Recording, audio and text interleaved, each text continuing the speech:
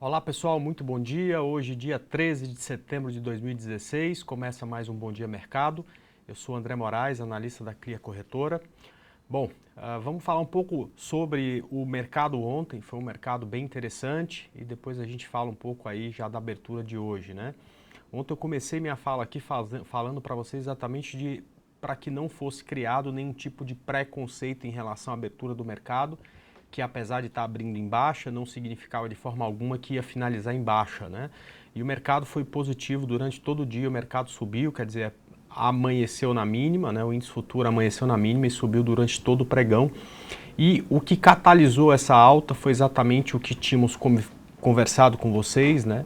Que era a grande espera do dia de ontem, que era o discurso da presidente do Fed de Washington, Lael Brainard, que poderia apontar, né, para uma alta de juros lá nos Estados Unidos já para setembro, ou desapontar essa alta, que foi o que acabou acontecendo, né? Então, às 2h15 da tarde ela falou, o mercado a partir daí veio para cima com um pouco mais de força, e inclusive lá nos Estados Unidos com muito mais força do que aqui no Brasil, e o dólar veio para baixo após isso, né? O dólar caiu o resto do dia inteiro, o nosso mercado doméstico aqui teve uma dificuldade para subir.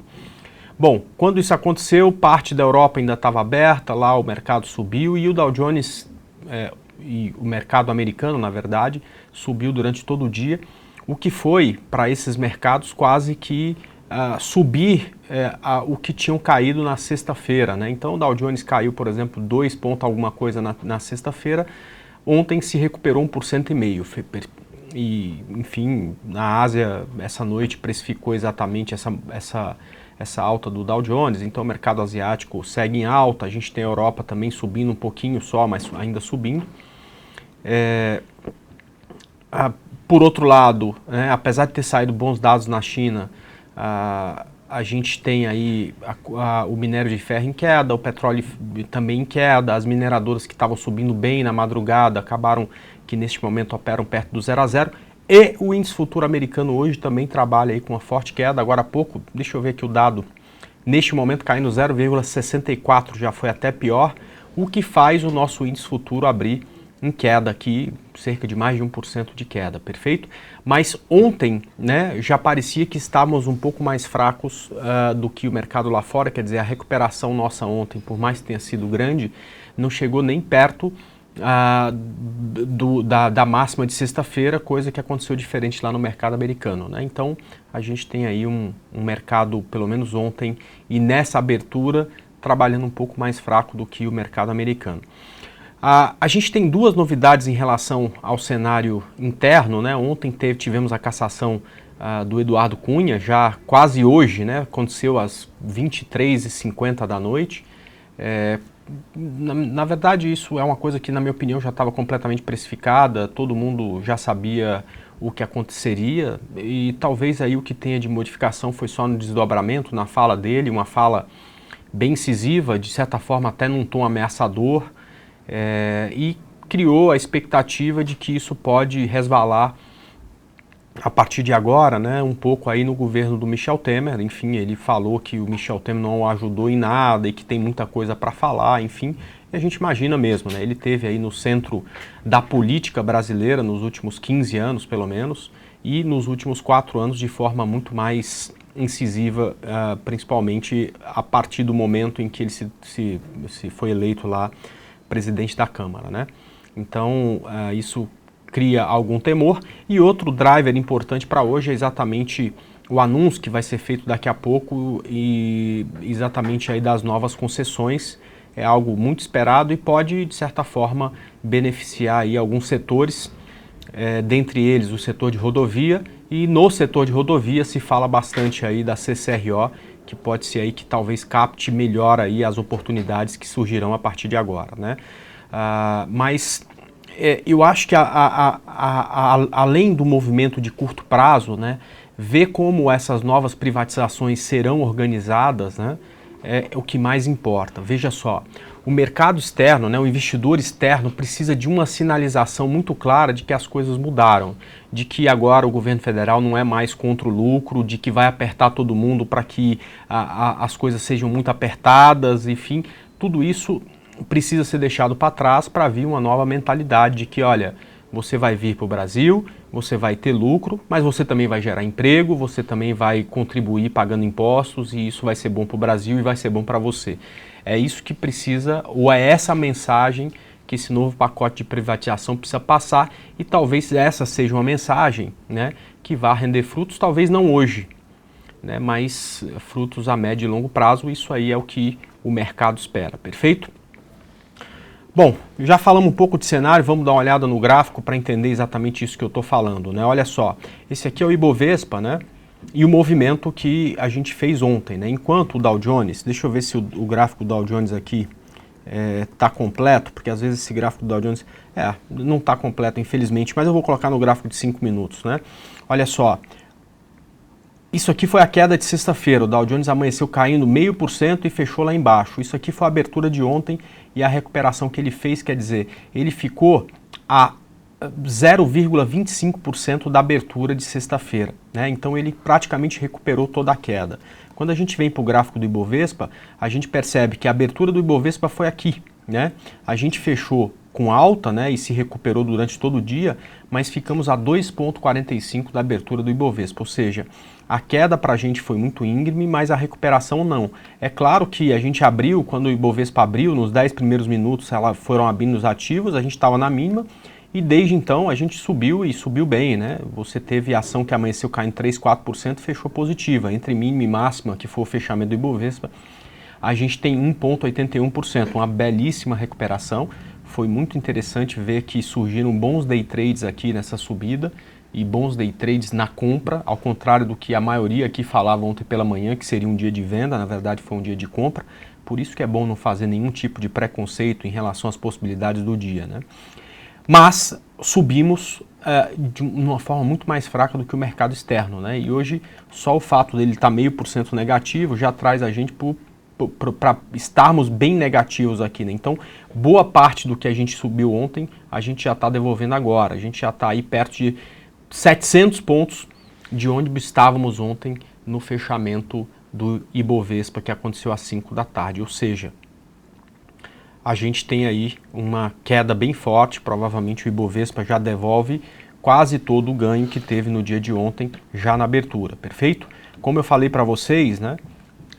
São dois os pontos importantes e que podem, se rompidos, né, trazer aí um movimento mais forte para o mercado, né?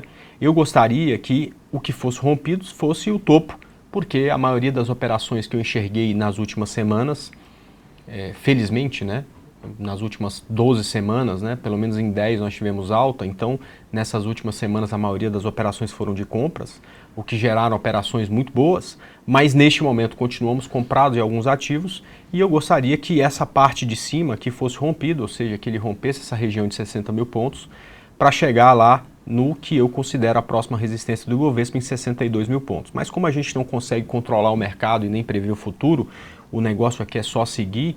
Eu entendo que a perda deste fundo aqui, que é o fundo de 60 minutos, que neste momento é muito importante, que é os 57.200 pontos, pode trazer o Ibovespa um pouco mais para baixo, já aqui nessa região de 56 mil pontos, tá ok? Enquanto tiver nessa consolidação, apesar de ser uma consolidação bem larga, com bastante volatilidade, fica uma consolidação por enquanto sem direção. Então muita atenção, tá? Exatamente com esses pontos aí que eu passei para vocês, perfeito? Bom, dos ativos que a gente separou para compra na semana, graças ao gap de baixa de ontem, nenhum deu compra, com exceção de Fibre, tá? A semana passada a gente falou de compra em Fibre no rompimento de R$23, né? Porque eu enxergava o rompimento dessa linha de tendência, o que poderia gerar aí um drive aí lá para cima, né? Lá para as 29,89, onde temos uma outra linha de tendência, inclusive, né? E eu indiquei novamente essa semana, mais ou menos no ponto que fechou, tá? Então é a única coisa que a gente tem de novidade. Cadê Fibre aqui? Provavelmente a gente está vendo aí a tela errada, né? Eu vou colocar aqui na tela certa. Então a Fibre, para quem entrou na semana passada, já está com bom ganho. Para quem entrou aí essa semana, esse foi exatamente o ponto da entrada, tá? Então vamos torcer para que ela ganhe força. Perceba que a próxima resistência de Fibre está lá perto dos R$30 enquanto o nosso alvo está aqui em 28 com stop abaixo de 22,15, tá? Foi exatamente por conta dessa abertura em gap de baixa de ontem, é o único ativo aí que deu compra, tá? A gente segue monitorando, vamos ver aí o que o mercado pode fazer a partir de hoje para a gente também entender aí quais serão as possibilidades, perfeito? Deixa eu responder aí os chats que vão chegando, tá? A primeira do Rogério Paiva. Vamos lá, Rogério. Eu também acho a mesma coisa, Rogério, senão quando fica muito bate-papo, fica difícil de eu separar exatamente quais são as dúvidas que vocês têm que eu posso ajudar, né? É por isso que quando eu começo aqui eu peço para travar o chat e colocar perguntas relacionadas ao que a gente está falando aqui para que a gente consiga ver com clareza, né, o que vocês estão pedindo, né? E depois, na hora que eu saio, o chat é liberado novamente, o pessoal pode continuar batendo papo, né? Você falou sobre Elbor, né? Vamos lá, HBOR 3, foi uma recomendação de compra da semana passada, a gente recomendou compra em Elbor no rompimento de 2,34, ela caminhou bastante, né, quase 10% de alta, mas retornou com muita força também, na quinta-feira inclusive, na sexta-feira e ontem, apesar do mercado ter se recuperado, ela abriu e continuou caindo. Continuo achando que o stop segue o mesmo, né? Então a gente tinha falado do stop abaixo aqui de 2,09, portanto em 2,08.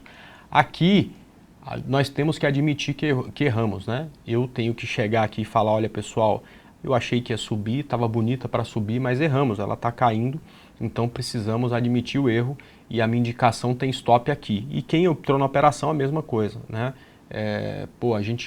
Eu e o André e enfim, e mais gente achamos que ia subir, estava até bonito, estava 10% acima do nosso preço, mas voltou. Precisamos estopar a operação aqui nesse ponto e admitir que erramos a direção aqui no caso de Elbor, tá? Então eu continuaria com o stop no mesmo ponto, ou seja, 2,08, tá? Vamos lá, depois a gente tem o pedido do Bicudo. Por favor, André, analise Energias Brasil, ENBR3, ENBR3. Essa aqui também perdeu força, né, o Bicudo. Acho que a partir do momento que rompeu esse fundo aqui, já não dava mais para pensar em ficar comprado na operação.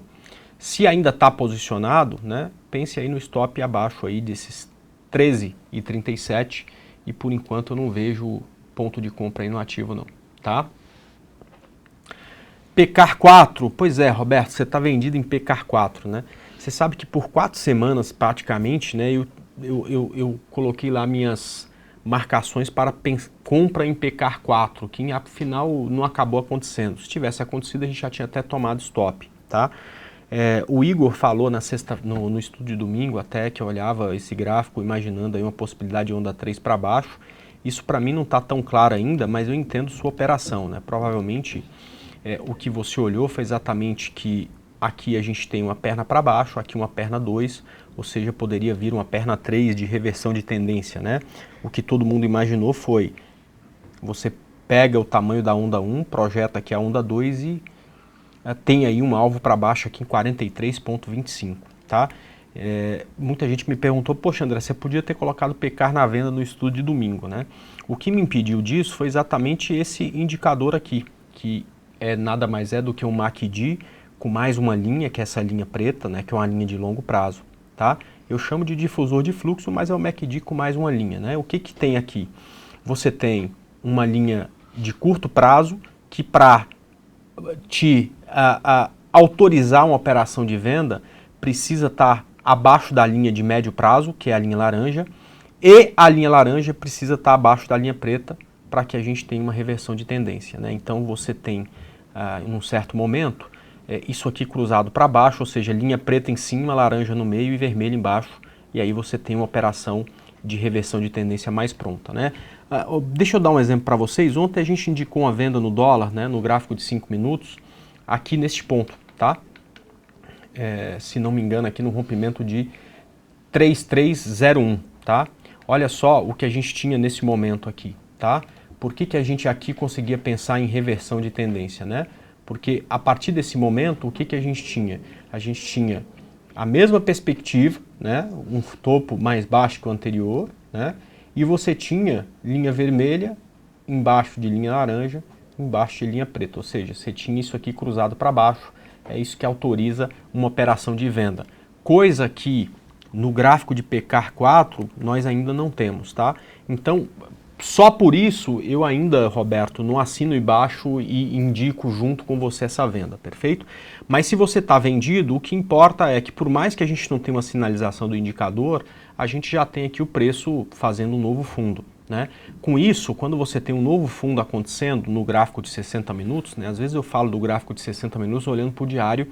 Quem tem mais experiência acaba entendendo, quem não tem fica meio que boiando. Então deixa eu colocar aqui no gráfico de 60 minutos. No gráfico de 60 minutos, o que a gente tem é topos e fundos descendentes, né? Deixa eu traçar isso aqui para ficar claro para todo mundo, né? Então você tem um padrão que é exatamente esse. Quando você tem esse padrão, o que não pode mais ser rompido é o topo. Então o teu stop está aqui, perfeito? Porque se esse topo for rompido, o preço passa a fazer novamente um topo ascendente. E isso não é padrão da tendência de baixa, né? Você precisa stopar a operação, portanto, aqui, perfeito? Então o stop da PK está aqui em 42,91. Acima disso, eu cairia fora da operação de venda de PK, tá? Enquanto estiver só se recuperando de uma queda, tá ok. A venda continua, mas se romper esse topo, aí fica ruim de ficar vendido, tá? Vamos lá, por favor, André, analise BBDC4, é o pedido do Repicão. BBDC4 estopou uma operação que a gente deu na semana passada, era uma compra acima de 29,81, stop abaixo de 28,44, com alvo lá em cima, né, nos 33,92. Aqui nós precisamos admitir que erramos, né? A gente fez a análise, achou que ia subir, isso deu certo uma centena de vezes nessa última alta, mas essa aqui deu errado, né? O mercado retornou, os bancos sofreram muito na sexta-feira e já na abertura de segunda-feira a operação foi estopada. Então a recomendação é já cair fora dessa operação, aqui deu errado, perfeito? André, eu fiquei na operação porque achei que o ponto de stop poderia ser esse aqui, 27,78, perfeito. Se achou isso, continue mantendo stop nesse ponto, vamos torcer por uma recuperação a partir desse ponto. Tá ok? Bom, de fibra a gente já falou. Será que SUSB anda hoje? Infelizmente essa resposta ninguém pode te dar, né? Porque ninguém tem o poder de prever o futuro. Eu prefiro me abster em relação a esse tipo de dúvida, né? Eu cheguei à conclusão de que a gente só segue e se prepara para tudo, né? Quando a gente compra, a gente sempre quer que suba, né? De vez em quando a gente acerta e ganha um monte. E de vez em quando, como aconteceu em BBDC, a gente erra e perde um pouco. É isso que faz a gente vencer no longo prazo. Não ter o poder de saber para onde vai o mercado e sim ganhar muito quando acertarmos a direção e perder pouco quando a gente erra. Então, no caso de SUSB, é o mesmo comportamento, aliás, é a mesma estratégia, o mesmo processo, porque aqui essa repetição de processo todos os dias em vários ativos é muito importante, é o mesmo processo em PK, tá? Olha só para esse gráfico, né? Claramente, o que a gente tem aqui em SUSB, começando daqui, opa, isso aqui tá errado aqui, deixa eu voltar, é um padrão de topos e fundos ascendentes, tá ok? Então, o que não pode acontecer? Este fundo não pode ser rompido, porque se esse fundo for rompido, o tempo gráfico menor, que é o gráfico aqui de 60 minutos, que está sempre aqui, né? O tempo gráfico que eu estou olhando está sempre aqui para vocês verem, né? Então, para quem está assistindo pela primeira vez e não sabe que tempo gráfico que é, vai estar sempre aqui. Quando está nos 60 minutos é 60M, quando está no gráfico diário tem um D aqui, né? Vou desenhar um D.